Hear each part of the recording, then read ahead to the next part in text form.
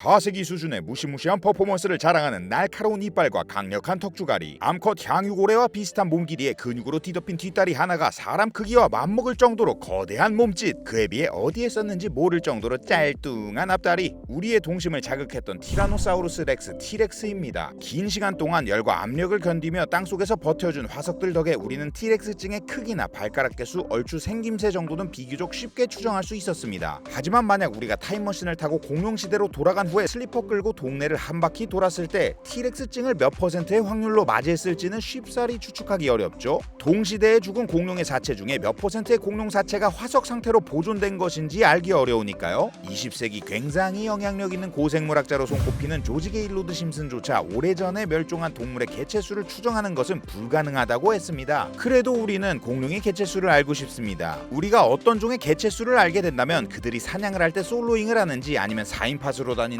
아니면 아예 떼로 다녔는지도 추정해 볼 수 있고, 상위 포식 동물을 피하는 방식이나 짝을 만나는 방식, 그리고 짝과 사랑을 나누는 방식 등 많은 궁금한 정보를 추측해 볼 수 있게 해주죠. 그래서 멸종한 동물의 개체수를 알 길이 없다는 것은 아쉬운 일이었습니다. 그런데 최근 사이언스지의 UC 버클리 대학 찰스 마샬 교수 연구팀이 역대 생존했던 성체 티렉스의 개체수가 25억 마리였을 것이라는 연구 결과를 발표하는데요. 한번 보시죠.